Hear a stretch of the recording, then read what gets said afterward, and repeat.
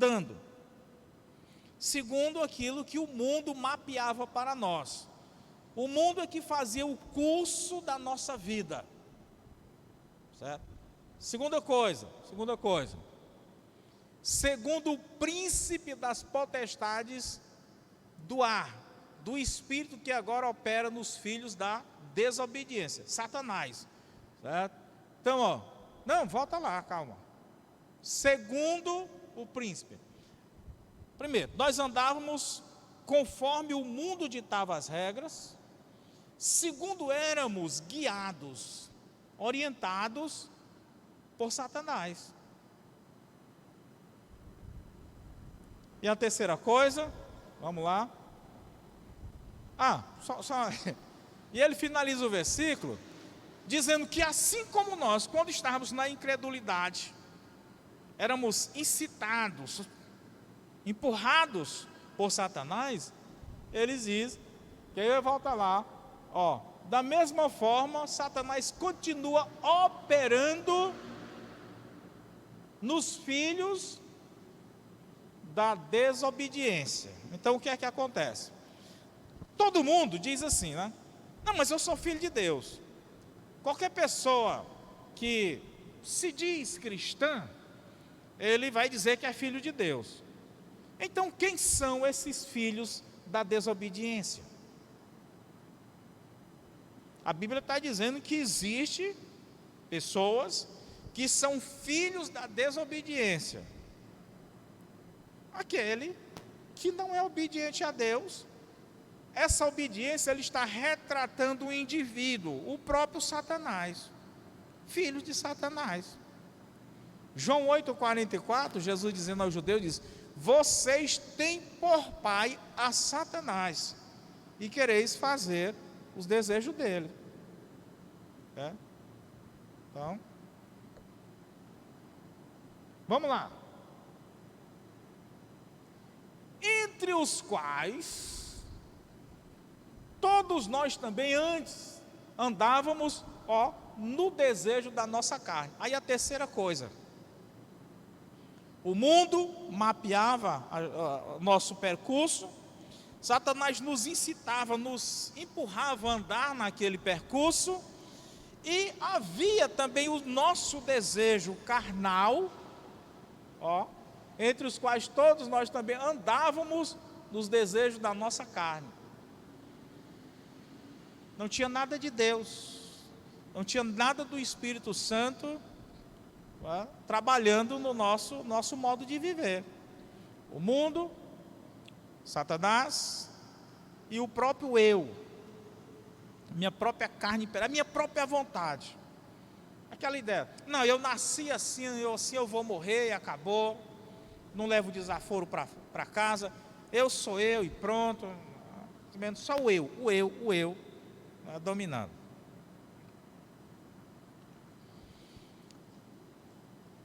Não, volta lá, calma, só quando eu pedir para passar. Desejo da nossa carne, fazendo a vontade da carne e dos pensamentos. E éramos, agora ele muda a nomenclatura, por natureza, filhos da ira. E ele repete o mesmo finalzinho do versículo 2, só que de maneira diferente. Éramos filhos da ira, como os outros também. Então lá, ele dá uma pincelada dizendo que o mundo, ele é filho de Satanás. E aqui ele vai dizendo que nós éramos filhos da ira. Ou seja, a ira de Deus estava sobre nós. E os outros que ainda não mantêm a fé, eles estão classificados como filhos da ira. Desses dois versículos, são meio duros, mas é a prova de que você pode mostrar para alguém, junta aí João 8,44, diz, a Bíblia diz aqui que existe gente que é filho da perdição, filho da ira. Quem são essas pessoas?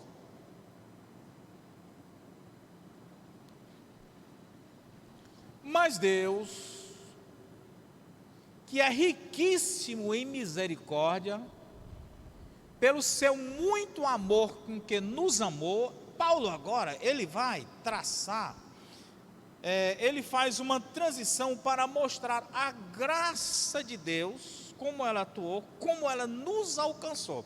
Primeiro, ele pega os 4 versículos para dizer qual era a nossa situação, tanto no âmbito físico como no mundo espiritual. E agora ele vai dizer o que foi que Deus fez conosco. Aí ele pega a terceira parte para dizer o que somos agora. O antes, o processo de transformação e o que somos agora. Então vamos para o processo de transformação. Começa dizendo, não foi uma questão de vocês. Ele vai dizer, estavam mortos nos delitos e no pecado. Mas Deus amou vocês. Deus amou, e ele vai dizer,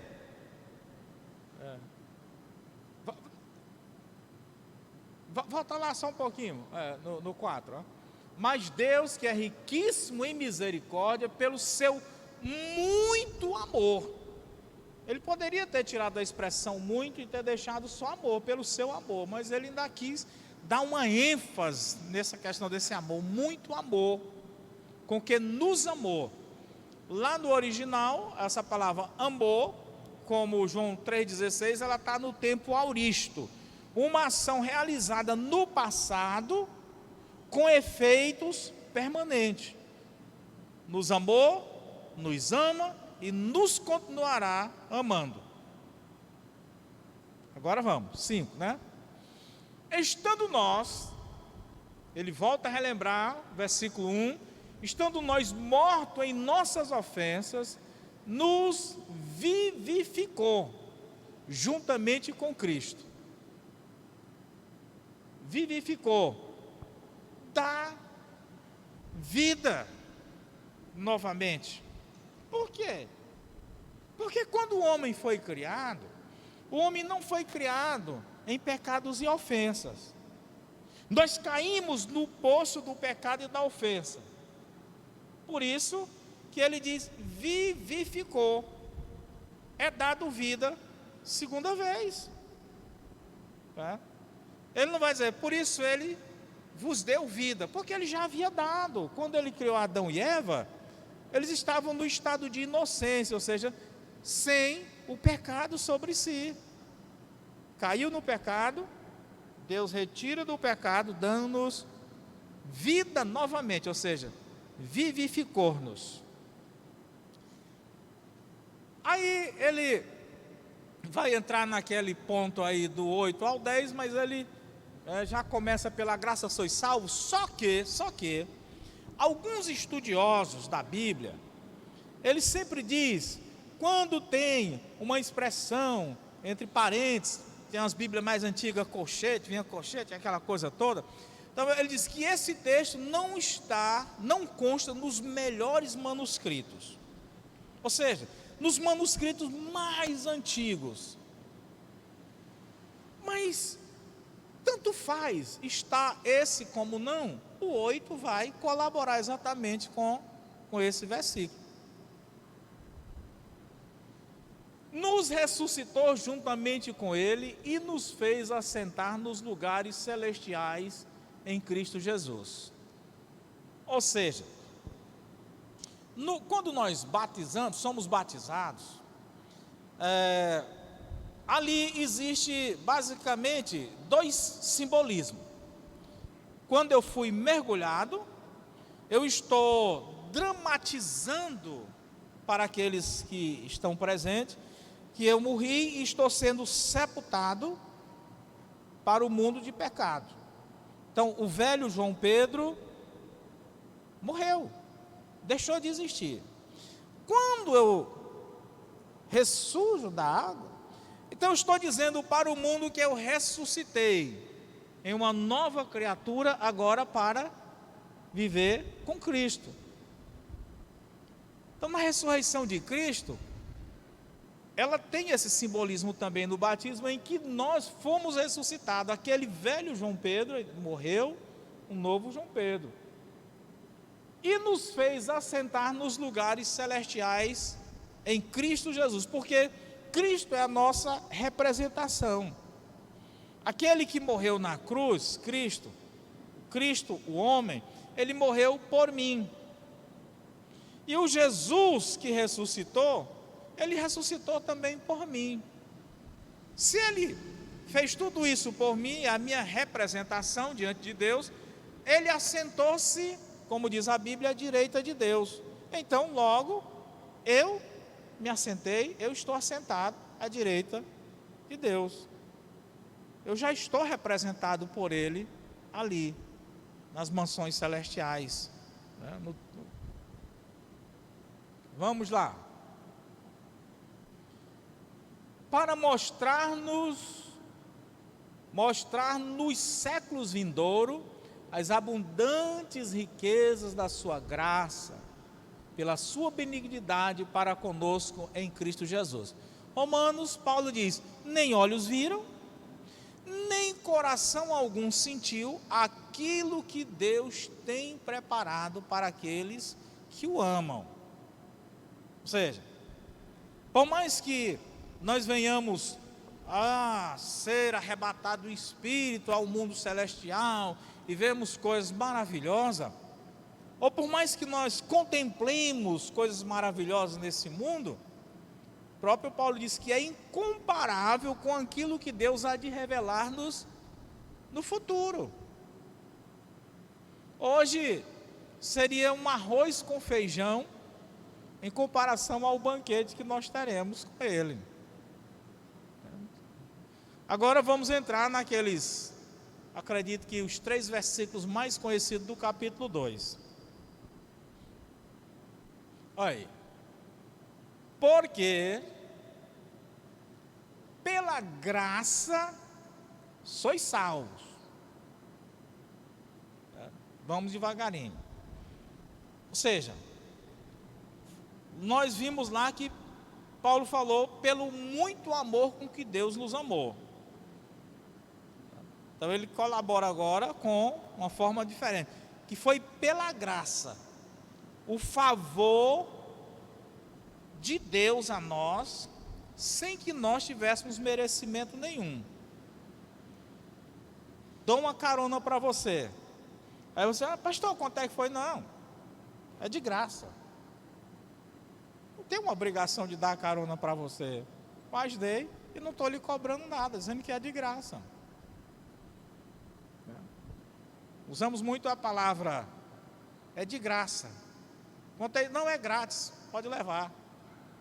Aí, ó, de graça, não paga nada. Por meio da fé. Então, o que me habilita a essa salvação não são ações, não são ações religiosas, mas meramente a fé. A fé. Agora tem um detalhe. Nós poderíamos nos orgulhar se esse versículo parasse aí. Quer dizer, não, eu fui salvo porque eu sou um homem de fé, sou uma mulher de fé. Foi a minha fé que Deus viu, minha fé brilhou e Ele viu e me salvou. Mas aí o versículo dá um tapa na nossa cara. Ó, isto não vem de vós. O que ele está dizendo? Essa fé, ela não vem de você. É um produto de Deus. Pela graça de Deus nós fomos salvos. E Ele visualizou uma fé. Só que essa fé não é um produto nosso. A fé que nós tivemos naquele momento para aceitar a Cristo, que na teologia nós chamamos de fé salvífica, foi colocada em nós pelo próprio Espírito de Deus. Se Ele não tivesse feito isso, nós continuaríamos rebeldes nos nossos delitos e pecados. Aí ele vai dizer que aquela fé que nos foi dada foi um presente de Deus. Olha aí, um dom de Deus. Olha, veja a pontuação, ó. Pela fé, ponto e vírgula. Dá uma pausazinha maior. Isto não vem de vós, é dom de Deus, é um presente de Deus. Então a salvação é meramente baseada na graça de Deus, que é nos dada como um presente. Ele visualizou algo em nós naquele momento, a fé. Opa! Mas foi uma fé que ele mesmo deu. Ele deu a fé e na sequência dar a salvação.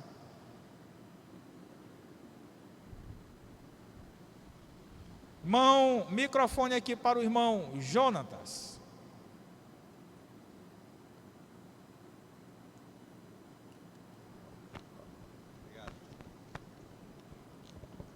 Oi. Paulo escrevendo aos Efésios, ele diz que a salvação é pela graça, né? Como o pastor João Pedro também frisou agora. Jesus Cristo nos Evangelhos, ele fala por diversas vezes que a seguinte frase: a tua fé te salvou. Eu queria que você explicasse isso aí, qual é essa fé que produz salvação. Ok. É aquilo que nós estamos dizendo. O que é visto é a fé no indivíduo, mas aquela fé é um produto de Deus. E geralmente naqueles textos lá, quando ele diz a tua fé te salvou, a palavra salvou é a palavra souzo no grego, que não é uma salvação física, mas uma salvação espiritual. Então quando Jesus disse ali para o cego Bartimeu, a tua fé te salvou, lá a palavra no grego é souzo, ou seja, ele está falando da salvação, não a cura da visão, mas a salvação da alma, salvação à vida eterna. Então, quem produziu aquela fé no cego Bartimeu? Conforme o ensino de Paulo, o próprio Deus. O próprio Deus desencadeou nele a fé salvífica. E ele creu ali em Cristo como o Messias, porque ele diz filho de Davi. A expressão filho de Davi era o Messias esperado por Israel. Então ele creu que naquele momento Jesus era o Messias, era o Filho de Deus. Então, creu em Jesus como o Filho de Deus. A fé. Então cada um de nós tivemos naquele dia, que aceitamos a Cristo, a mesma fé de Bartimeu, que foi um presente dado a nós por Deus.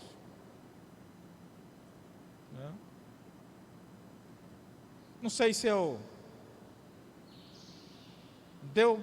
era isso mesmo a pergunta e a resposta? Então Deus que produziu aquela fé nele. Microfone, irmão João. Não, pastor, entendi. É porque tem a fé que produz salvação, aquela fé mais viva, né? Não, aí sim, não, existe. A Bíblia vai falar de várias fés, vários tipos de fé. Então, quando aquele centurião chegou, viu, irmão João? A Bíblia fala sobre vários tipos de fé. Quando o centurião chegou para Jesus, que a filha dele estava doente. Então, Jesus falando sobre fé, ele disse: Senhor, aumenta a minha fé. A fé, que fé? De crer que a filha dele seria curada. Então nós temos aquela fé do dia a dia, que ela não é a fé salvífica, mas a fé para o nosso avanço de vida cristã no Evangelho. De repente, nós dizemos assim: rapaz, eu tenho fé que a nossa igreja esse mês ela vai alcançar isso. Não é fé salvífica. Nós estamos tendo uma fé prática do dia a dia, que é a nossa base de vida, de consistência. Se não tivéssemos esta fé, nós desistiríamos do Evangelho. Vamos lá. Então, nós temos que entender isso aí. Quando se fala da fé salvífica, é uma fé que você só tem uma vez na vida. Que foi a fé que lhe levou à salvação. Crer em Cristo como seu único e suficiente Salvador. Pronto.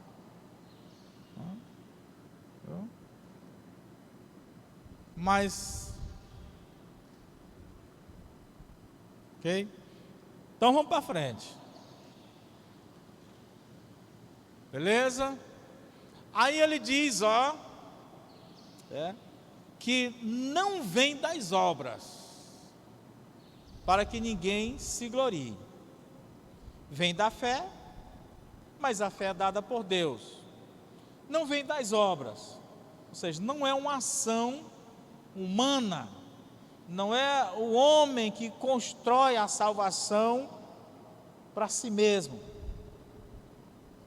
mas é Deus que monta todo o alicerce, como nós vamos ver mais adiante, para que ninguém se glorie, porque nós somos seres humanos petulantes, então nós íamos ficar arrogantes. Olha, eu consegui a minha salvação.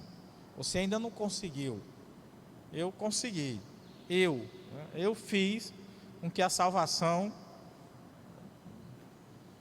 E o versículo 10, Paulo agora, ele tenta, em rápidas palavras, tirar uma dúvida, aquela questão de que as obras, é necessária a salvação. Ele vai dizer que as obras são necessárias não para você ser salvo, mas para demonstrar que você é um salvo.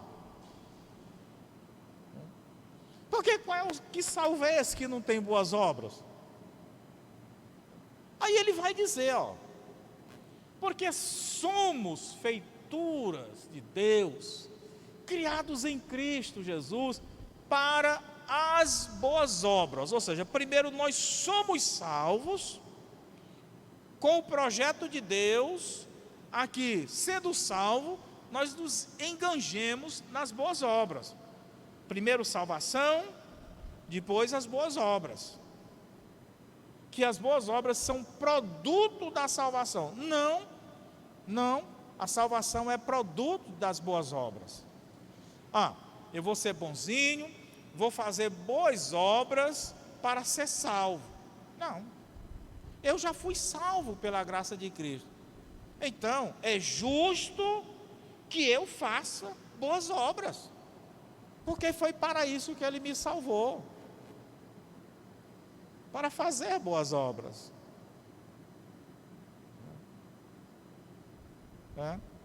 Então, cada cristão, ele tem que pensar nessa questão de boas obras, porque é aquilo que Paulo diz, o amor de Cristo nos constrange.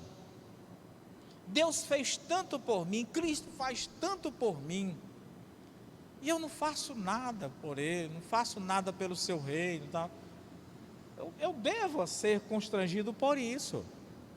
Deus me salvou, me libertou. Então o crente, ele tem que ter boas obras, não na base da pressão. Mas o que é um constrangimento? O constrangimento, ele não é feito pela pressão de uma terceira pessoa, não. Eu vejo aquilo ali, eu me sinto sensibilizado, eu faço aquela avaliação, eu digo, mas meu Deus, eu sou tão miserável, eu podendo estar ajudando. Então eu sou constrangido pelas ações que me iluminam a mudar. Só que às vezes no nosso português, nós usamos a palavra constrangimento como se fosse algo forçado, pressionado. Não, eu mesmo olho, faço a avaliação e digo, eu tinha que ser melhor, eu fui constrangido. Não é algo pressão.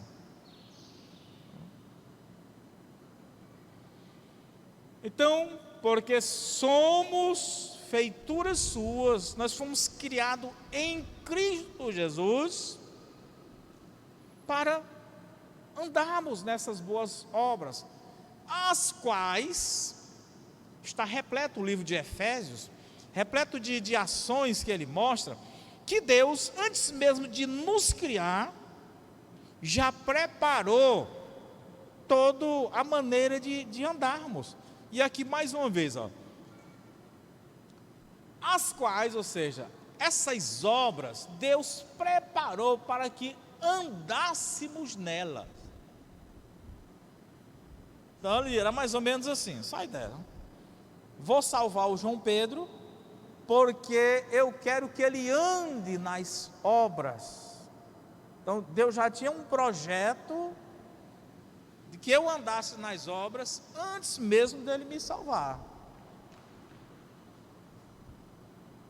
11. Portanto, olha esta conclusiva aqui. Portanto, lembrai-vos de que vós, noutro tempo, eram gentios na carne, e chamados, ele diz aqui, em circuncisão, pelos que na carne se chamam circuncisão, feita pela mão humana. Ele volta aqui a trabalhar, é um ponto que ele trabalha muito lá no livro de Gálatas, nós trabalhamos. Por quê? Quem eram os gentios? Naquela época, havia sempre aquele pensamento de superioridade de raças. Israel sempre teve isso. E de um certo modo, o próprio Deus colocou isso na cabeça deles, né? Porque diz, vocês são nação santa, povo especial e tal, e tal. Então Israel, eles se achavam o máximo. Se achavam o máximo. Ele classificava a humanidade assim, né? Eles, judeus, o povo de Deus, e os demais eram gentios. Uma segunda classe, né? Aqueles que não tinham a salvação, aqueles que não eram de Deus, o povo de Deus. Aí os romanos já dividiu assim, entre romanos, os bárbaros, que eram aquele povo bruto, não civilizados, e os citas, que eram civilizados, mas não estavam no patamar dos romanos. Então cada um classificava, se colocando como sendo melhores. Então Paulo diz que eles eram gentios na carne. Por quê? Porque não tinha a operaçãozinha de fimose, a circuncisão, que era um símbolo na carne de cada judeu, que confirmava-o no pacto de Deus. Mais adiante Paulo vai falar aqui, ainda no 2, era um símbolo da aliança de que aquele indivíduo era de Deus. Ao 8º dia, pegava o garoto, né, o menino nascido, 8º dia, levava ali ao sacerdote, e o sacerdote com uma espécie de faca, uma faca de pedra, não poderia ser faca de metal, de pedra, fazia ali a cirurgiazinha de fimose na criança, tirava ali, né, a pele do prepúcio, do pênis da criança, já o 8º dia. Então havia todo um ritual. Então ali era o ritual chamado circuncisão. Pronto, agora aquela criança já fazia parte ali do Israel de Deus, já era povo de Deus. E se alguém adulto se convertesse ao judaísmo, independente da idade, ele tinha também que passar pelo processo de circuncisão, independente da idade dele. Então, quando ele diz, nós éramos gentios, ou seja, não passamos por este processo. E Paulo aqui vai dizer que era um processo feito, pelas mãos dos homens. Deus já não considerava mais isso. Lá em Gálatas, ele diz que nós somos o verdadeiro Israel de Deus. Passe lá. 12, né? Que naquele tempo, ele trabalha ainda o 11, naquele tempo, ou seja, antes de Cristo, estáveis sem Cristo, separado da comunidade de Israel, estranho às alianças. Que alianças? As alianças que Deus havia formado com Israel, em especial com Abraão, quando ele diz: em ti serão benditas todas as nações. E Paulo, escrevendo ali aos Gálatas, ele diz que Deus se referia não ao filho de Abraão, mas o descendente de Abraão, que no caso era Jesus Cristo. Então nós estávamos fora da aliança de Deus. Em Cristo, nos tornamos participantes do Israel de Deus e dentro da promessa. A promessa feita a Abraão, que se cumpria na pessoa de Jesus, nos encaixa agora dentro da promessa. Não tendo esperança e sem Deus no mundo. Era o nosso estado. Então o que Paulo pega?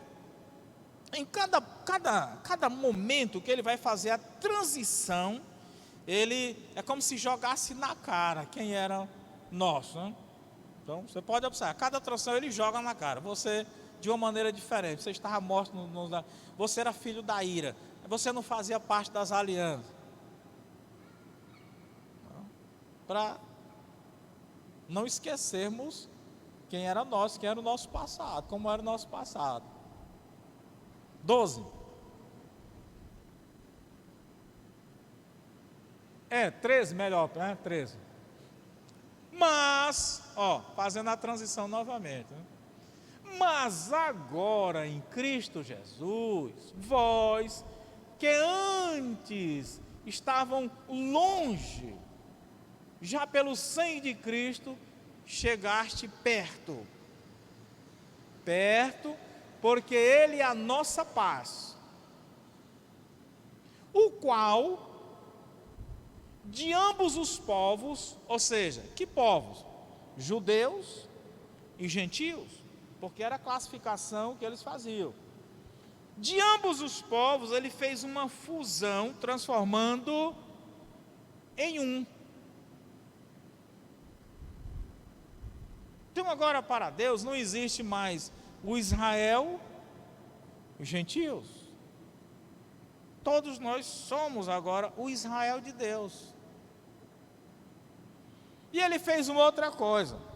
Para que esta fusão acontecesse, o que é uma fusão?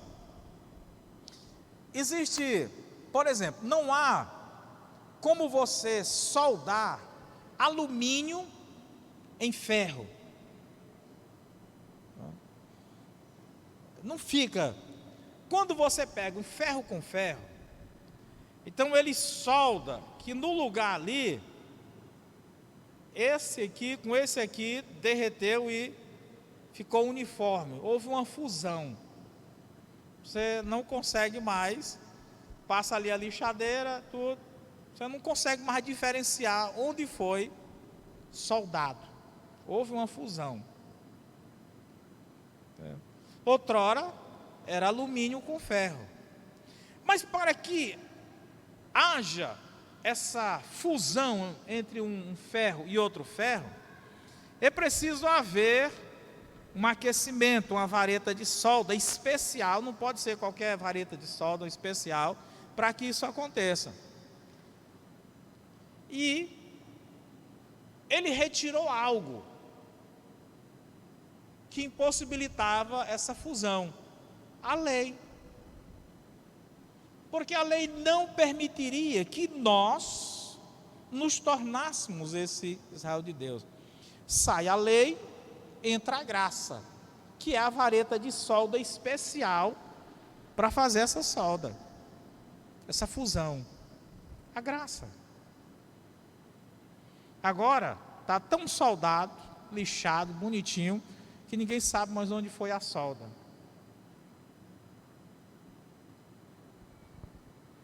né? Porque ele é a nossa paz, o qual de ambos os povos, judeus e gentios, fez um só. E derrubando a parede da separação que estava no meio, a lei. Olha, ó, próximo versículo esclarece bem melhor. Na sua carne desfez a inimizade. Que inimizade? A parede, a lei. A lei dos mandamentos, que consistiam em ordenança, para criar em si mesmo, dos dois, um novo homem, fazendo a paz. Então não tem como nos dias atuais buscarmos ser justificados como povo de Deus, guardando a lei, guardando pontos da lei. Hoje é a graça.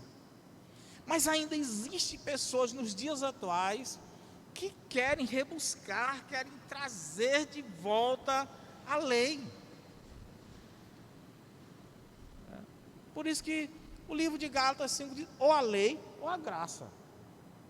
Você tem que escolher, ou um ou outro. Não pode misturar as coisas.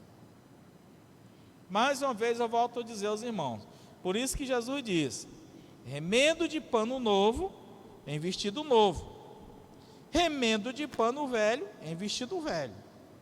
Se mexer aí, a ruptura vai ser maior, porque quando o pano novo encolher, aí o rasgo vai ser maior, porque o pano velho não encolhe mais, o que ele tinha de encolher, ele já encolheu.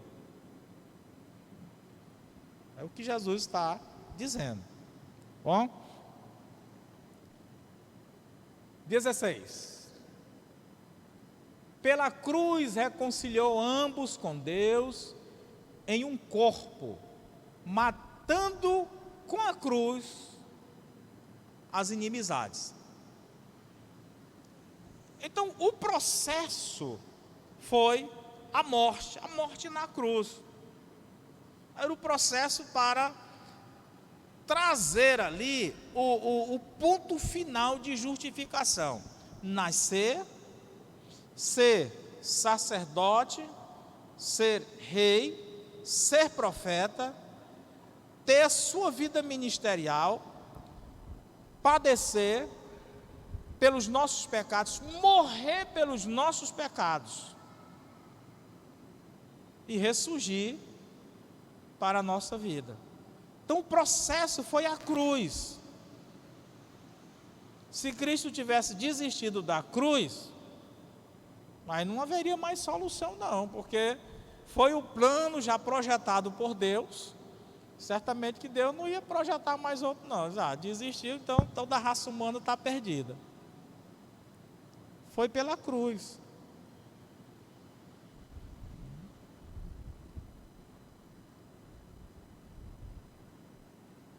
(17) E vindo, ele evangelizou a paz a vós que estavam longe e aos que estavam perto, aos gentios e aos judeus.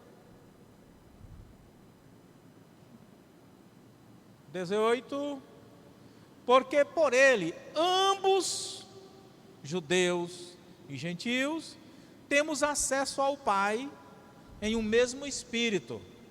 1 Coríntios 12, 13. A todos nós foi dado de beber do mesmo Espírito. Um único Espírito. Não existe um Espírito Santo para os judeus, um Espírito Santo para as outras nações. É o mesmo. Nós bebemos do mesmo Espírito. Não há uma classificação de favorecimento. Não há. 19. Assim que já não sois estrangeiros e nem forasteiros. O que significa essa palavra forasteiro e estrangeiro. Forasteiro é alguém, vou começar. Forasteiro é alguém que chega ali, mas está de passagem, ele não vai ficar. O estrangeiro é alguém que chega, vai ficar, vai constituir habitação, mas não é daquele local. Um fica, ele não é dali, mas fica. O outro não é dali e apenas está de passagem. Não firma habitação. Então o que é que ele está dizendo? Nós agora não somos mais esse transeunte, esse que só passa, ou aquele que é estranho, chegou. Não, eu disse, agora nós somos, olha aí, concidadãos dos santos e da família de Deus. E às vezes a gente diz assim, pai, eu sou um crente muito fraco, eu sou tão fraquinho, eu sou nada, né? Aí a gente diz assim, pai, é você, eu não sou não, né? Mas você quer ser melhor do que eu? Não, é a Bíblia que está dizendo, você que está se rebaixando, não é eu não. O que é que ela está dizendo aí? Ó? Todos nós, agora nós somos concidadãos dos santos e da família de Deus. Não. Se o crente se rebaixa, aí é um problema particular dele. Pode passar, Paulo. Edificados, pronto. Agora vamos, o que é que ele vai falar? Ele vai falar sobre a nossa questão de crença. Como nós formulamos este crescimento? Vai dizer, edificados sobre o fundamento dos apóstolos e dos profetas. Vamos entender. A nossa fé, o nosso bojo doutrinário, ele tem a base naquilo que os profetas ensinaram no Velho Testamento, aquilo que os apóstolos de Cristo ensinaram no Novo Testamento, e ele deixa Cristo por último. Por quê? Porque ele vai dizer que Cristo é o mais importante dessa construção. Olha aí. E de Jesus Cristo, a principal pedra de esquina. O que ele está dizendo? É que nessa construção, ela tem uma coluna principal, fundação e coluna. As outras existem, e pode até ser questões ornamentais, mas a principal pedra, que se tirar ela, todo o edifício vem abaixo. Nessa construção, nós podemos tirar todas essas paredes ali, ó. Pode tirar todas elas, todas as paredes que você vê aqui, mas não pode tirar esses pilares aqui, ó. Se tirar, ela vem abaixo, mas as paredes aqui você pode tirar, pode derrubar, ela continua no mesmo lugar. É o que está dizendo. Jesus, ele é a fundação principal, ele é a coluna principal. Ele está dizendo. Então, nossa fé, ela tem um pouquinho daquilo que os profetas ensinaram, ela tem um pouco daquilo que os apóstolos ensinaram, mas o conteúdo mais precioso, mais forte, é o que Jesus ensinou. Então, eu não posso pegar o meu bojo doutrinário, a minha fé, e acrescentar uma quarta coisa. Não. Mas o anjo veio nesses dias e falou. Opa, olha o que Paulo disse em Gálatas. seja considerado maldito quem fizer isso. Ah, mas a profetisa, o profeta. Que profeta? Ele está falando de lá, não esses. Não quero citar nomes aqui, estamos sendo transmitidos, mas irmãos, entende isso aí. 21, no qual todo o edifício, olha aí, ó, bem ajustado, cresce para templo santo do Senhor. Não? Ou seja, então se cada um de nós temos aquela base de fé, o que ensinaram os profetas, os que ensinaram os apóstolos, o que ensinou Jesus, agora é só crescer. Pode crescer o edifício, pavimento, primeiro andar, segundo andar, terceiro andar, quarto andar, bem ajustado. Ajustado o quê? Colocando sempre esses três materiais: ensino dos apóstolos, ensino dos profetas, ensino de Cristo. Vai ajustando. E o edifício vai crescer sem problema de cair. É o crente. Está falando de nós. Ó, todo o edifício. Qual é o problema de muitos crentes terem dificuldade posteriormente em se desviar? E às vezes ele se desviou, não é nem por causa da bagaceira do pecado do mundo, é aquele desvio Zé Mané. Aí, não estou indo mais para a igreja, nada, estou só em casa. É um abestado, né? Porque justificava, o cara se desviou, mas ele está na bagaceira, está na festa. Aí postou foto ali com 5 mulheres ao redor dele. Aí diz, rapaz, é porque o pecado foi forte. Mas aí o cara se desvia, aí posta foto, eu estou aqui em casa, aqui. É um abestado. Não? Entendeu? Não, porque se vai se desvia logo para a bagaceira, não vai ficar sendo égua. É aqui, ó.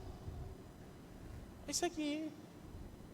Se o edifício foi construído em cima disso aí, ele está ajustado. Vem o vento, vem o terremoto, ele não cai.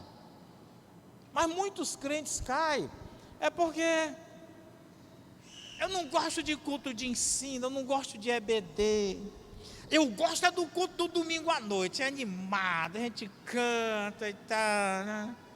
E não aprende coisa nenhuma. Então é um crente que ele não tem consistência doutrinária.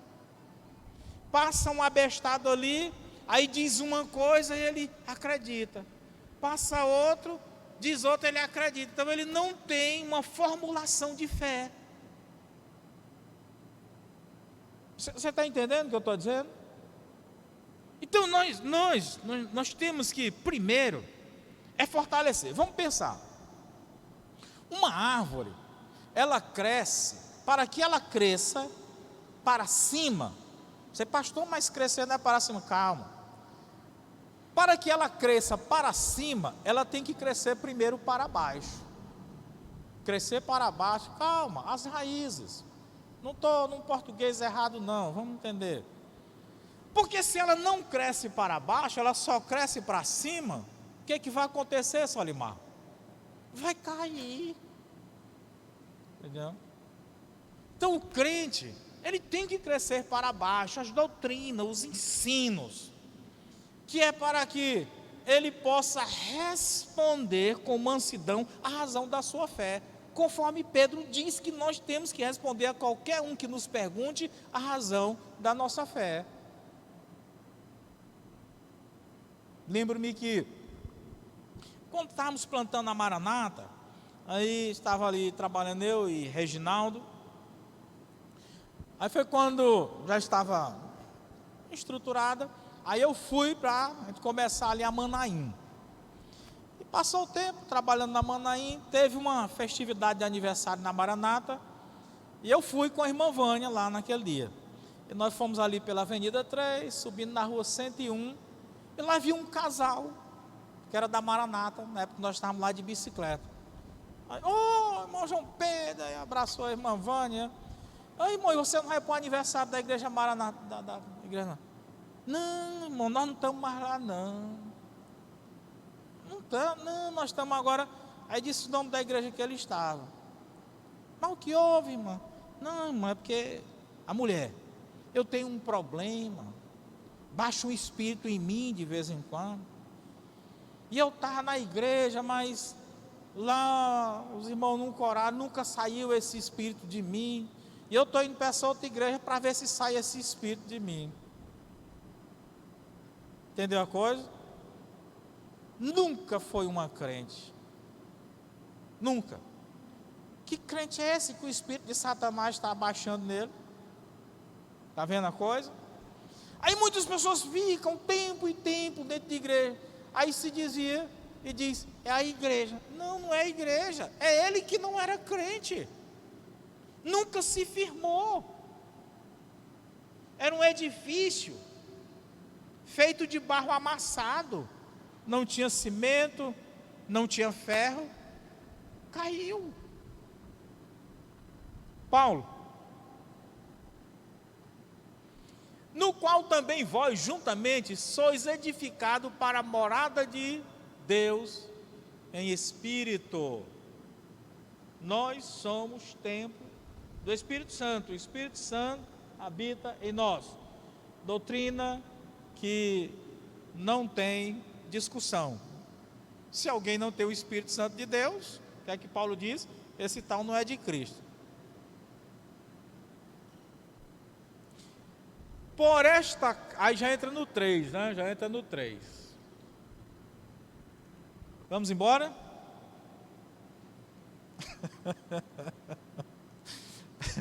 Ninguém disse amém. Rapaz, tenha coragem, tenha ânimo. Então deixa para a próxima quinta, nós vamos para o 3. É só uma pergunta. Existe alguma pergunta, alguma coisa que você não entendeu? Uma coisa que você quer questionar? Não? Então vamos orar. Kadosh, amanhã nós sairemos às 19 horas. Tá vendo? Então busque não se atrasar. Se caso você vai no seu automóvel mesmo, passa por aqui para dar uma carona para outros homens. Ah, mas eu queria mais cedo. Veja no grupo quem quer ir mais cedo, aí você vai mais cedo com essa turma que quer ir mais cedo. Mas o importante é sairmos às 19 horas, porque o pastor Simão ele vai dar a primeira palestra à noite.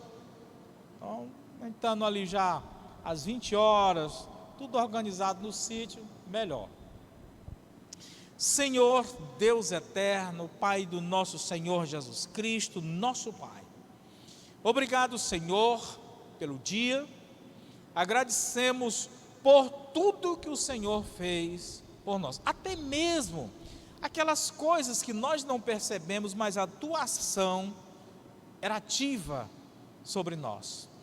Obrigado, meu Pai, também por ter nos trazido esta noite, que o que aqui fizemos louvando o teu nome, aprendendo de ti, seja útil à nossa vida, ao nosso espírito, e que cresçamos dia após mais. Agora, Deus eterno, despede-nos em paz, leva cada um à sua casa, dá-nos uma noite abençoada, e um dia de amanhã, o dia de amanhã próspero, sempre na tua presença. Muito obrigado, Senhor. Abençoa o teu povo presente, bem como aquele que não pode vir nesta noite. Que a tua graça recaia cada vez mais sobre cada um de nós. Muito obrigado, rogamos agradecidos, no precioso nome do teu Filho amado, nosso Salvador, Cristo Jesus. Amém e amém. Então, meus irmãos, uma boa noite, Deus os abençoe grandemente.